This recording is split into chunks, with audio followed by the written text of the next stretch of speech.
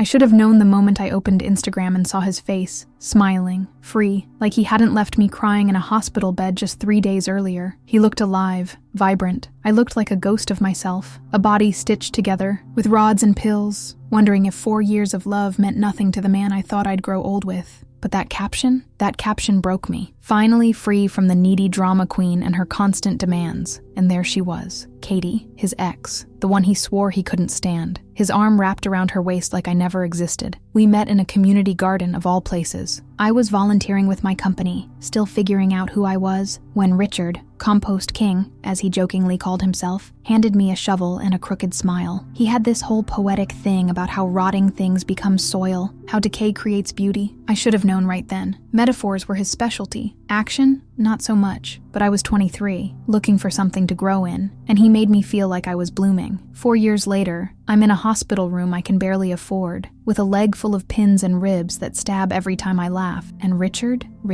made it to the hospital once, for 20 minutes. He brought a half-dead succulent and told me hospitals made him anxious. I was too drugged up to argue, too in love to see the rot. But the truth is, I'd been carrying him for years. Rent, food, laundry, emotional labor, all mine. His credit was damaged, his ambition in process, and I convinced myself love meant patience. Anastasia, my best friend, stayed every night. She washed my hair when I couldn't stand. She held my puke bucket while Richard went out to clear his head. On the third day, she froze mid-scroll, phone glowing like a warning flare. I didn't even ask. I just reached out and saw it. That photo, that caption, that betrayal. I didn't cry. Not immediately. Not even after I read the comments. His friends cheering him on, as if I hadn't held that boy up for 4 damn years. I just sat there, staring at the phone in my bruised hand, replaying every moment I'd said yes when I should have said, get out. And somewhere in the fog of painkillers and heartbreak, I remembered, the lease is in my name. He has no rights to that apartment, no rights to me. I didn't scream. I didn't text. I didn't comment. I just made a plan. Anastasia was the first to say it out loud. You know you don't owe him anything, right? I nodded, but it hadn't sunk in yet.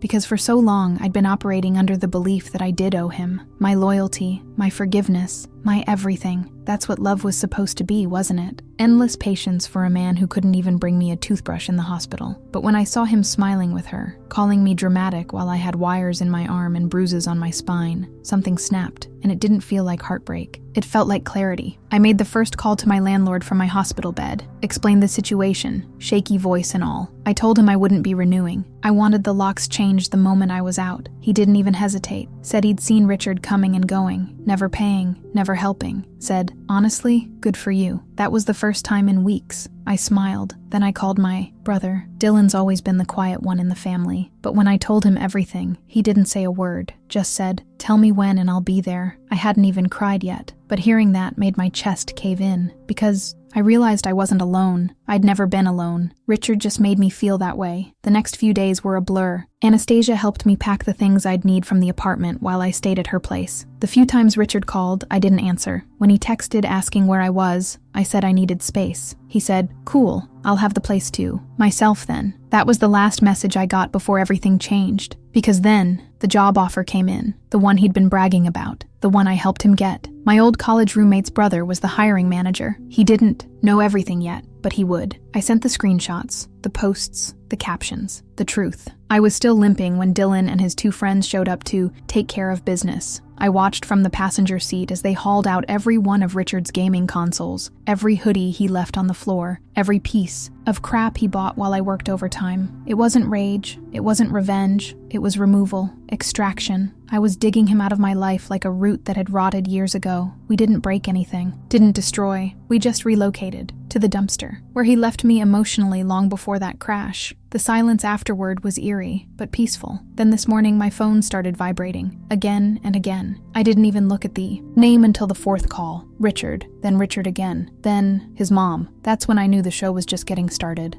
The first voicemail was angry. He accused me of being immature, petty, and heartless. He screamed into the phone, "How could you do this to me? I lost everything. You threw away my life like it meant nothing." I replayed it 3 times. Not because I was hurt. I just couldn't believe the audacity. Like he forgot I'd spent 4 years carrying him. Like he forgot I was in a hospital bed learning to walk again while he popped champagne with his ex. The next few voicemails were different, apologetic, slurred. "Baby, I was drunk. I didn't mean it. Katie's nothing." I was scared. I thought, you were gonna leave me anyway. He begged me to call him, said he was spiraling, said I ruined his chance at a future. I didn't respond, because here's the thing, I didn't ruin anything. He just finally faced a life without someone shielding him from consequences. Then came his mother, Deborah, 43 missed calls over 2 days. I finally picked up because I knew she'd never stop. She sounded like she'd just finished, sobbing, but it didn't take long before the guilt tripping started. He's been crying for days, she said. He hasn't eaten. He says you broke him. I didn't say anything for a while. Just listened to her tell me how everyone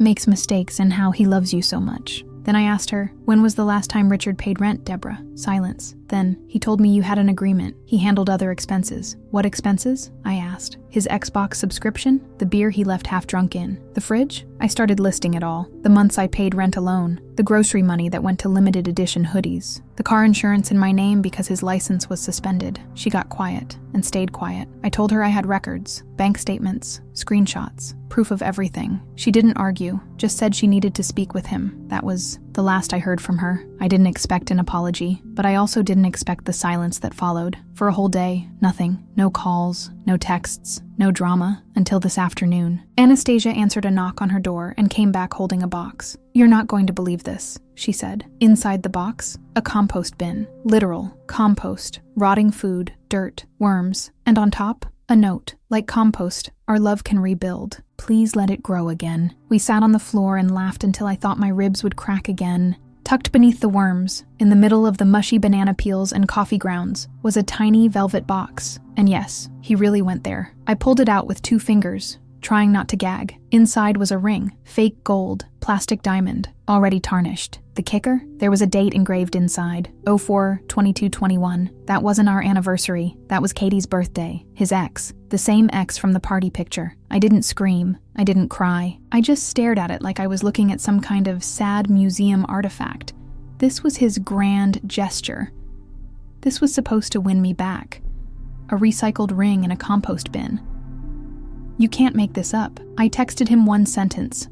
The compost bin is exactly where our relationship belongs. No emoji, no punctuation, just truth. 10 minutes later, my phone lit up. 30 new texts. He said the ring was temporary. Said he was saving for a real one. Said he engraved the wrong date by mistake. Said I was being dramatic. There it was again. The old script. You're overreacting. You're being cruel. You always twist things. But this time, I didn't believe any of it. This time, I wasn't that girl lying in bed waiting for him to show up. I wasn't begging for crumbs. Anastasia marched the compost bin straight to the dumpster, filmed herself dumping it out, sent him the video, no caption, just closure. Later that night, I got an email from his mom, a real apology. She said she'd read everything I sent, said she was ashamed, said she had no idea how deep the lies went. She admitted he told the family he was paying for everything, said I was unstable, jobless, ungrateful, claimed the apartment was his, the car too, claimed I was dependent on him. She wired me $2,000, said it wasn't close to what he owed me, but it was a start. From her, not him. That night I slept without waking up once. No nightmares, no pressure on my chest, just quiet. I woke up the next morning and opened a tab for new apartments. I was finally ready to move on. The thing about fresh starts, they feel terrifying and freeing at the same time. I found a listing for a small 1-bedroom on the other side of town. Nothing fancy, hardwood floors, tiny balcony, big windows, and most importantly, no ghosts of Richard's sweat-stained gaming chair lingering in the corner. I scheduled a virtual tour the same day. Anastasia and I started packing that weekend. It felt symbolic, boxing up my life while still in a walking boot. She labeled everything with emojis to make me laugh. Little ghosts for things Richard left behind, stars for my stuff. We played loud music, danced in the kitchen between stacks of boxes, and toasted with ginger ale because I was still on pain meds. Meanwhile, Richard's desperation kept evolving. His emails turned poetic. He wrote about soulmates and destiny, about how trauma made him act out. One message was titled, "Let me be your compost again." I nearly choked on my tea. His mom called once more, not to guilt trip, but to apologize. Again, she'd finally seen the full scope of his manipulation. Said he had borrowed over $150,000 from relatives over the years, always blaming me. Always spinning the story so he could play victim. He has a gift, she said, her voice shaking, but it's a dark one. Then Katie, yes, that Katie, messaged me on Instagram. She said she had no idea I was in the hospital when that party photo was posted. Richard told her we'd broken up months ago. She sent screenshots of their texts. He'd been flirting with her long before the accident. Told her I was clingy and emotionally unstable. I didn't even feel rage. I felt relief, because everything made sense now. The lies, the distance, the shift in his tone around our second year. I wasn't imagining any of it. I wasn't dramatic. I wasn't the problem. Turns out Richard was living on Remy's couch, his old college roommate, and even that wasn't going well. Remy texted me. He tried to pitch me some startup idea and asked to borrow $500. I said no. Found out he took cash from my wallet the next day. Changed. The locks. Richard was burning every bridge he had left. Me? I was finally building. Tomorrow, I signed the lease on my new place.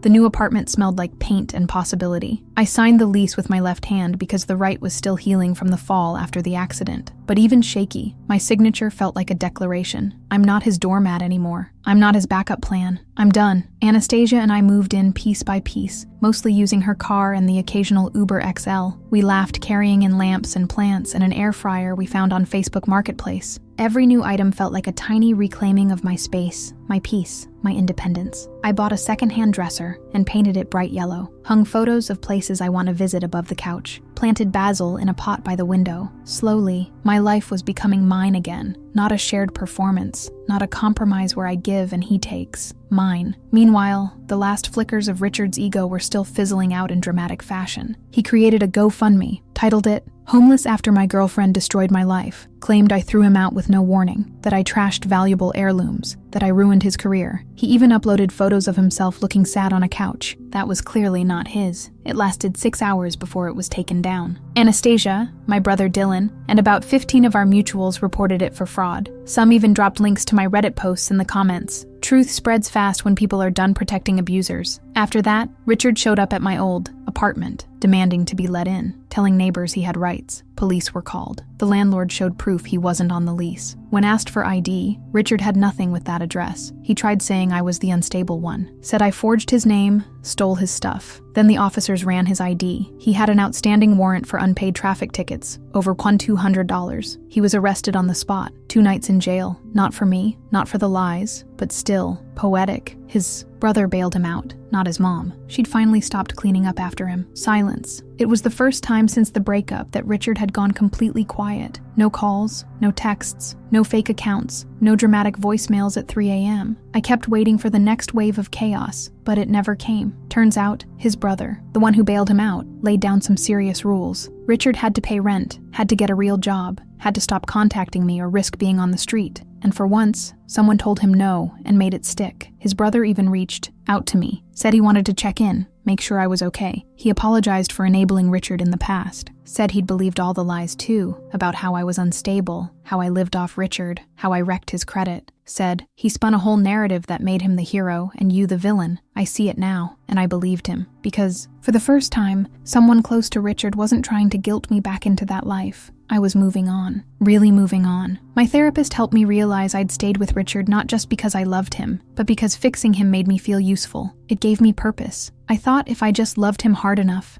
sacrificed enough, he'd eventually become the man I imagined. But he didn't need love. He needed control, and I kept giving it to him, one excuse at a time. I stopped apologizing for everything, for needing help, for setting boundaries, for taking up space. I planted flowers on my new balcony, went back to work with my head held high, let myself laugh, really laugh, without worrying if it was too loud or too American. And then one day, Richard's mom called, just once. She invited me to lunch, said she had something to say. I agreed, partly out of curiosity, partly for closure. She picked a small cafe with ramp access for my leg, thoughtful, unlike her son ever was. She apologized. Again, but this time it felt real. She said she saw now how much she enabled him, how Richard's father had done the same things, the manipulation, the financial irresponsibility, the charm that curdled into cruelty. Then she handed me an envelope. Inside, $2,000 in cash. She said, "It's not enough to cover what he took from you, but it's what I can do. It's not from him, it's from me, for failing you as a mother figure, for believing him over you." I cried. She cried. And for the first time in this entire mess, something healed. I stood in my new apartment, barefoot on the hardwood floor, sunlight pouring through the windows. The balcony doors were open, and the smell of fresh soil from my little garden drifted in. My legs still ached sometimes, but the cast was off. I was moving, breathing, free. The ringtone I used to dread, Richard's, never rang again. His silence wasn't frightening anymore. It was peaceful, a quiet I had earned, a stillness I had created. My space was mine again, untainted by his mess, his lies, or his weight. I opened the envelope his mother had given me one more time. I didn't spend it all. I kept $50 of it, sealed in a jar on my bookshelf, not as a memory of him, but as a reminder of what I survived, what I escaped, and how even in the wreckage, I rebuilt. I started sleeping through the night again. I stopped checking over my shoulder. I cooked for myself, not for anyone else. I laughed, loudly, wore whatever I wanted, painted my nails red again because he always said it was too flashy. And last week, when I caught my reflection in a shop window, crutches gone, wearing jeans and a messy bun, sipping my coffee, I paused. I looked at myself for a long time, not to criticize or fix anything, but to see the girl who made it out, the girl who didn't let heartbreak destroy her, who turned betrayal into boundaries, who composted every lie, every insult, every twisted manipulation, and grew something beautiful in its place. I am not needy, I'm not dramatic, I'm not too much. I'm a woman who survived a crash, in every sense of the word, and walked away. I'm not his clown. I chose peace, and the next time someone tries to underestimate me, they can watch me thrive.